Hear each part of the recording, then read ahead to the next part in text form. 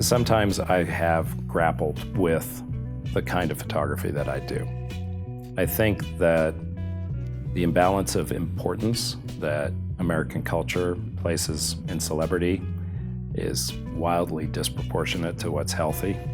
There's been times where I feel like by making celebrities look very important and look very beautiful and look very glamorous, I'm perhaps throwing gasoline on a fire that's already burning out of control. I suffer some guilt about that at times. But on the other hand, I don't know what we would do without entertainment. I don't know what we would do without good television programs and good films to go allow ourselves to slip into. And part of that is those people that are helping create that. They need to be photographed. Publicity needs to be done. You know, that's a creative process that sometimes steps outside of just we're celebrating a big star, if you know what I mean. I've been blessed to have collaborations with really, really smart people in the entertainment industry who I respect immensely.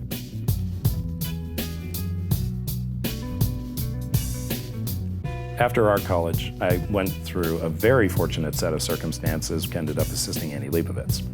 I knew of her, I knew of Rolling Stone magazine covers, but watching her work, that was when I knew what I wanted to do. I hadn't really been exposed to it or had been able to identify the kind of work that somewhere deep inside I was hoping to do one day. She was making decisions and she was coming up with an idea and a concept and crafting it on location or in a studio, which wasn't reliant upon capturing a moment. I just, even at a young age, felt that that was a weakness of mine.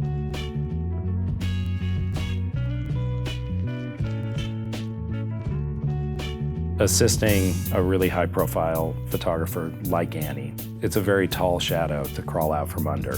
And being fairly young and impressionable, it was very difficult to think or see on my own to begin with. Every picture that I was presented with, or all those little early first assignments, I couldn't help but think, what would Annie do? What would I be doing with Annie if we were doing this together? But what a way to learn. I was a kid, I was in my early 20s, and I was exposed to so much so quickly. It was giving over my life to the process of helping her with her pictures. And there's no doubt that that had really almost everything to do with my being able to and be prepared to do this on my own after I left.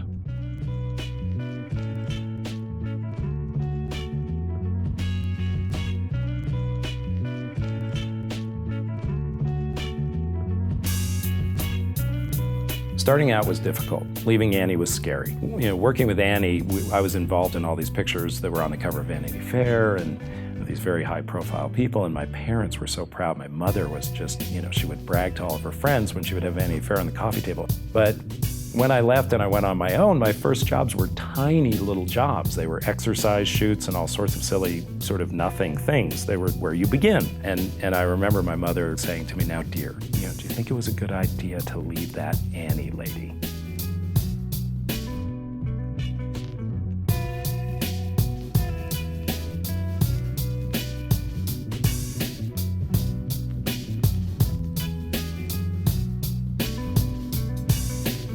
You know, there were moments where I thought, this is the big break. I wrongly thought that there was suddenly going to be this one picture that everybody was going to see that would be slathered all over the world and be like, wow, I'd made it. That wasn't the case at all. Funnily enough, after shooting for a few years, I was assigned to photograph an album cover of Pete Townsend from The Who.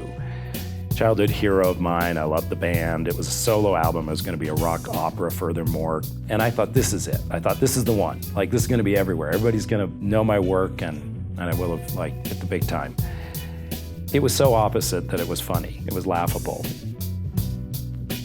Pete sort of was insecure about his age and how he was looking. He told me he loved the pictures, but he ended up blurring his image on the cover. So you couldn't even see it. It looked like it was underwater.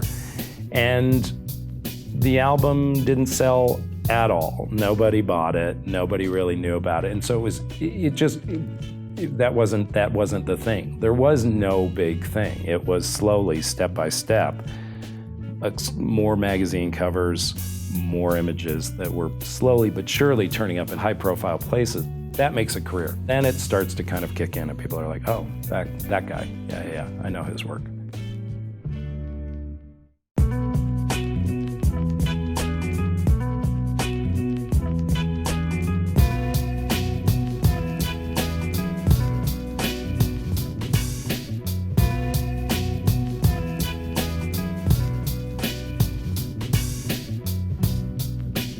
There were successes and there were failures, but there were some that had more meaning now in hindsight than I did at the time.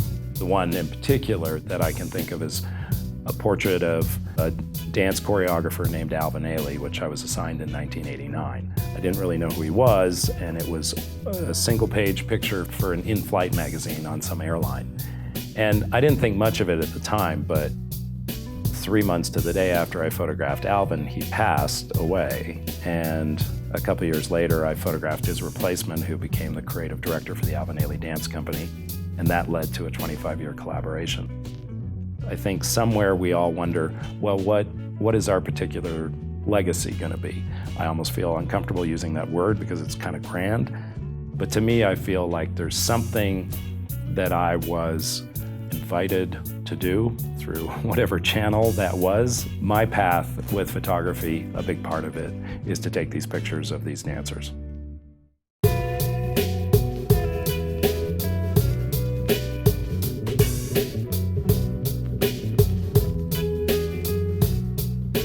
Early in my career, I was truly excited. I was really excited and really passionate, and there's no doubt that over the years, through being very, very busy and traveling a great deal and sort of just dealing with all of the incoming sort of stress and craziness of what this industry can be, I hate to admit it, but I think I had gotten lazy.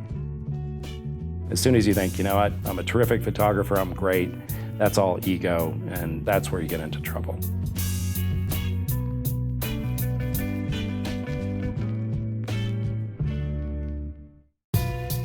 Whatever it was, something finally got through, and it was almost like I gave myself sort of a wake-up call or a kick in the ass or whatever you want to call it. And I really started to appreciate what other photographers were doing in the industry, and I started really looking and appreciating how the medium was growing and changing, and I didn't feel that I was necessarily growing with it. So I sort of sucked it up and said, you know what? I need to get better.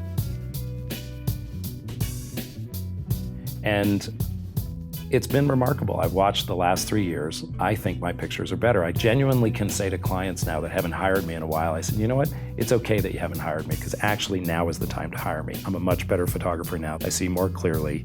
I think I have a much more mature understanding because I've come full circle and I've grown to really appreciate how wonderful a thing this is to make a living at. I mean, we are so ridiculously lucky that we get to take pictures and get paid for it. You know, my father gave me 2 pieces of advice when I was young. He said, do for a living something that you would otherwise do for free, and never forget how truly absurd you actually are.